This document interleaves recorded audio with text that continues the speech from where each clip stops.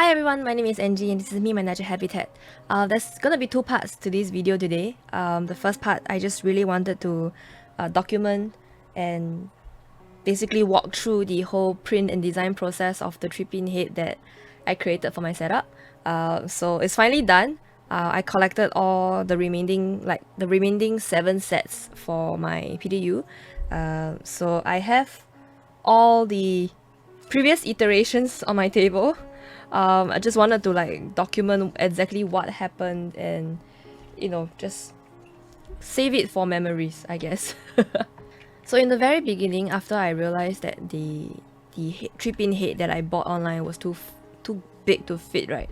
Actually, what we ended up doing was my dad shaved down the bottom side of the plug so that we could fit it into the PDU so I could use it. But we couldn't shave off the sides too much because the screws are actually blocking. Like, the internal configuration of that particular head is a little bit different from the standard 3-pin heads that we see on the market. So this is the standard 3-pin head, right? This is how the configuration looks like. So the screws to hold on to the wire are actually in these locations. So it doesn't really protrude out to the side, so it managed to keep everything compact into like a rectangular shape. Whereas the other one that I bought, the screws to hold the wire in place actually comes out to the side. So it kind of widens the entire model a little bit. So I did consider, like, what if I just flip it around, so that I have all the screws on the inside. But then it didn't really make sense because accessing the screw to tighten or loosen the wires wouldn't be convenient anymore. So we gave up on that idea and then we just decided to go ahead and remodel one of these 3-pin heads to fit what I needed. So these are the first 2 prototypes that we printed for the 3D head. It was just to test the fit of the pins, so there was no I did not try to screw in anything. There was no it's just for me to have a feel of how it will look and to see whether I like the material. So these are the plastic materials. I forgot what it's called. For some reason I have the keycaps terms in my head, but I don't think that's the correct one for 3D printing. So I really did not like how I can see the printing lines on this plastic material. I actually asked the printing guy, I found him online. I asked him if he was able to print in resin because there is actually this YouTube couple that I follow. They are makers, so they do a lot of resin projects, which is what picked my interest in resin. So I asked him if he could print in resin, and he did end up printing a set for me in resin. So this was the first cover that was printed in resin. I really like how this feels. Everything is smooth and it feels more solid instead of because I'm aware that for the plastic kind of print, it's basically drawing lines and melting the plastic together to form the model. Whereas for resin, if I'm not wrong, how it's printed is there is this UV laser in a sense that will cure the resin as the base pulls the model out of the resin pool. So to me, I don't know how accurate this is, but to me it feels more sturdy than melting plastic together. I'm also aware of how brittle plastic can be, even though this actually feels quite solid. This feels, even though this print is particularly bad, but it was meant to be just a test piece, but it feels really solid. So I got it printed in resin, and then this was the first time I tried to close up the 2 models. I feel like I had thrown away the other side of this model because I don't have it with me anymore. But this one was the one that when I tried to fit it in, it cracked. So this area, I'm not sure how clear you can see this, there is a crack across the side. It went all the way down to the base. So the slack that I had left for the screw to go in was actually too small. So we increased the size of that and then printed a second one in resin, and this was a lot better. So I almost mass produced this particular version of the 3-pin head, and then I realized, we've been modeling this particular one after a 3-pin head that I had cut out of a extension tray. So I don't know whether like every single 3-pin head that I can buy is gonna be the same size. So I bought one, like this off-the-shelf kind that of replacement 3-pin head. I bought one, and lo and behold, it does not fit. So I saved myself quite a sum of money actually. So this pins fit in this model perfectly. Not the rest. So this one will be like a standalone model by itself. There were more adjustments made after this particular one, so this is just gonna be like a, if I ever need it in the future, this will just be a set by itself. So I went to like a hardware miscellaneous store to buy this. Also at a place that I know that I will go back to if once everything fits. So we made another model based on the new dimensions of these pins because they are all different sizes. So we got it printed. This one was actually relatively okay, like the fit was okay. Just that the strange part was the live pin with the fuse, for some strange reason, did not fit as well. So you can actually see like I tried to sand away some part of this particular stopper. Like it's meant to press down on the fuse to hold it in place. And then so we figured out that okay, instead of dropping this, we would drop this step here where the fuse sits on. So if I put the fuse in, this is how it looks like. So it sits inside like this. So this part of the fuse will sit on this little step over here, and that's what's gonna keep it in place once I close the cover. So we decided to drop the step a little bit, but to me it still feels like a little tight. But I'm also aware that not every single one might be like this. So what I decided to do was I'm just gonna keep that dimension, and I will sand down any piece that needs to be sand down if let's say it's not like a perfect fit. It's a little bit too high. So this actually fit really well, and actually when I was filming the time-lapse of my setup change, like when I actually changed my setup, this was actually already fitted into the back of the PDU. So this is actually just a tad bit too tall. So the bottom of this print was actually scraping like the bottom of my rack shelf. It was pressing against it that made it a little bit hard to like push the 3-pin head in.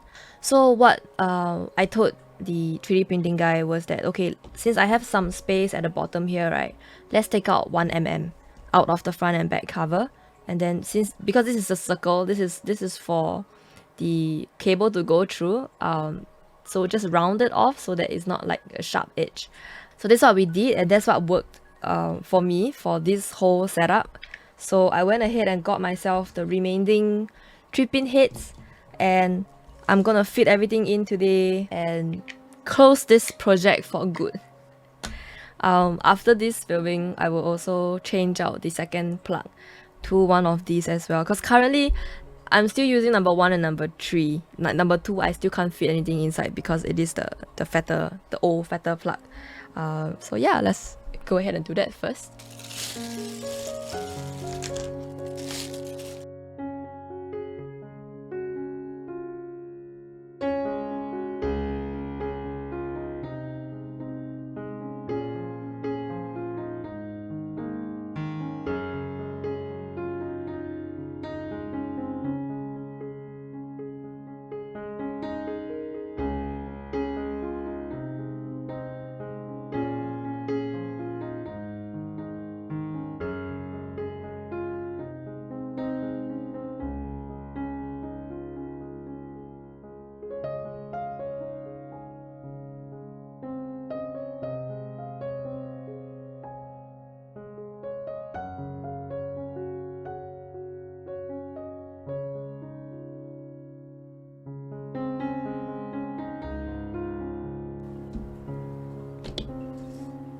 Okay, now I am missing one set because I had bought 6 set of the 3-pin heads but printed 7 set of covers. So I will head back to buy that final 3-pin head so that I can purge its internal parts. So all of these are like marginally different because it is 3D printed, so there will be a little bit of difference in every single model. So this particular one, this one has like a really good fit, really good tight fit for all the pins. There's not much of a misalignment. So this is like actually like a really good model. But most of the rest, the earth pin is just slightly wobbly. It doesn't matter too much because once this is fitted into a socket, it's gonna stay in place anyway.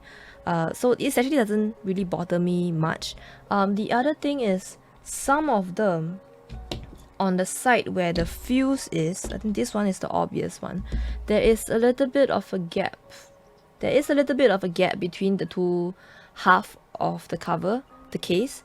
So these are the ones that I'll have to sand down the holder, the piece that is holding the fuse in place, so that to close up this gap and make sure everything is like a very nice fit.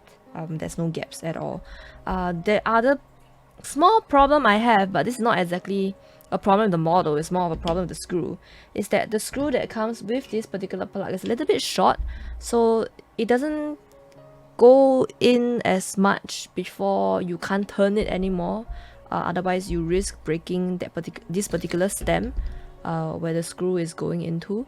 So that's a little bit of a peeve, but I can always go out and buy a set of screw that is slightly longer but it's the same size and has the same thread size. So that's a very easy fix.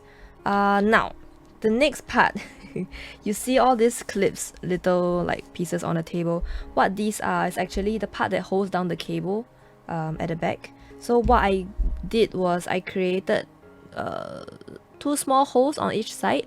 One is bigger than the other because one is supposed to fit the nail just as is, no screwing required, and the other one you will have to screw it through. So this is what's gonna tighten around the back of the 3-pin head like this, and it's gonna press down and hold the cable in place. So this was the idea. I do realize that I could have created like a tapered side over here so that this screw can sit completely inside of the clip rather than like having the head of the screw just hanging out like this. But this is also a really easy fix. I do have like a grinder or like a small sanding pen, so I could just use that and sand it down, create like a table myself. So this is a very easy fix, but at the same time this doesn't affect the usage of this pin much because this actually flush with the bottom of the pin, so it doesn't really affect me much. So yeah, that is that. This particular set of screw I actually bought from a hardware store because the screw that comes with the 3-pin heads are really short. There's no way this is gonna reach across one clip, this portion of the plug, and trying to screw into the other side of the clip. It's just not gonna work. So I went ahead and got myself these slightly longer screws. They are a tad bit too long, but this was the best I could find. So this worked really well, so I'm gonna stick to it. And yeah, this is the update and the wrap up of my setup project. Took me a long while. Like, I'm actually really thankful that that 3D printing guy that I found online has been so patient, working through so many iterations with me. Thank you so much for helping me along with this pet project of mine. Yeah, I'm excited of what this can happen. If any one of you wants this particular model, I've been considering uploading it to like Thingiverse or like that kind of 3D modeling websites, but I have not like sat down and just figure out how to do that yet. So let me know if you want like the model of this particular plug.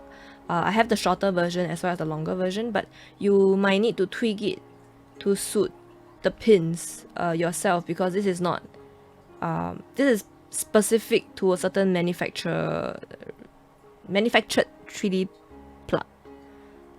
Yeah, so I didn't know that all of them come like differently, so the different sizes of pins and thickness and how it's modeled. So I thought it would be standardized, but apparently it's not. Yeah, so let me know if you need the 3D model. I will gladly send it over. Yeah, so on to the next part of the video. So today we're actually gonna finish the second model that I bought from the Tiny Treehouse Kickstarter. I actually mentioned that I might want to do this on like just like a very chill, no commentary video after I posted the previous Tiny Treehouse video, but I never sat down and got down to it. I just finished like a long working weekend. Like it was supposed to be Labor Day holiday, but I was working, so today is like an off day. So let's chill, do something chill, not stressful, and yeah, today we'll go ahead and finish this.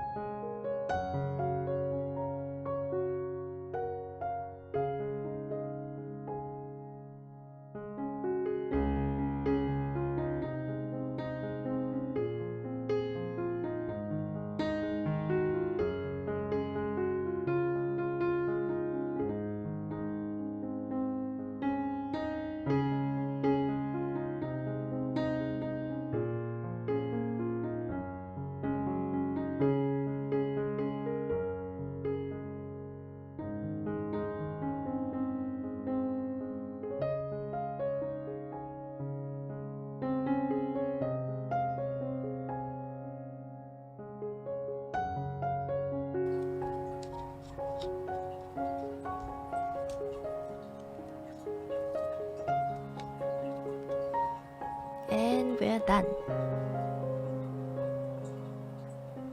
I decided to go with a different hook this time around, just because, and also I feel like this will allow me to like hang it on a shelf. Like if let's say the shelf was like this thick, I think like I will be able to fit it on my shelf quite nicely. So previously I went with like this, the default hook. So now it's just hanging on one of my boxes. So that actually works quite well, but I just wanted something different, and I felt like this hook would suit this design quite well, and I think it does. So yeah, let's turn this on, give it a look. Ta-da! Oh, it's really quite cute. I forgot how much I enjoyed one of these projects. And I also forgot how nerve-wracking wood projects actually are. They are not relaxing. But so throughout this whole project, I've been using this sanding pen. It's filled with like wood dust now. Instead of like the sandpaper that they provided, just because like having something electronic would definitely speed things up. So this is actually a Kickstarter project as well.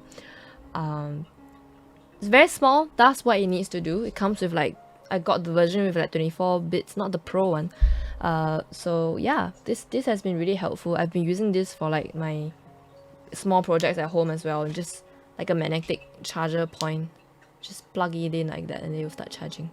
So quite useful, very useful for this kind of small projects. Yeah, so this has been nice. I forgot how like amazingly detailed these tiny tree houses are. I love how like, I think actually one part about this particular one that I really liked was how the instruction manual kind of stop you from doing things wrong. So for example, this is one thing I don't really like about the roof. The roof is kind of loose. So it tends to fall out. But I also don't want to like super glue it down just in case I want to like access it in the future, or you know, so kind of like stuck. Like this piece is really loose. But yeah, I mean it's meant to be sit on top, so I don't think it will come off. But as I was saying, so there's this particular point in the instruction manual that it's for the railings at the side. So over here, it actually says that it's not supposed to be fitted on this way. Like this bottom beam is supposed to be underneath the floor. So I like that they pointed out, because knowing me, browsing, like just glancing through the instructions, I definitely would have done it that way, the wrong way. So I actually really like that they anticipated what errors might occur and try to like help you through the process. So yeah, that's something that I really liked. Now the pet peeves. This puzzle kind of fit a bit loosely compared to the previous one. I could super glue them down. I'm considering doing that. But if let's say in the future I want to take apart this puzzle, then that would be a problem if I had super glued everything. But I guess certain parts like the railings, I could just glue them down. Although if I glue down the railing, there's no way I'm gonna take this model apart anymore. So that's like a consideration there. But yeah, the railings are in general like just a tad bit loose. Like look at this just coming off. Yeah. But yeah, today is a slow session. Slow and meant to be chill, but wood puzzles are not chill, so that's all. Thank you for watching, and I'll see you in the next video.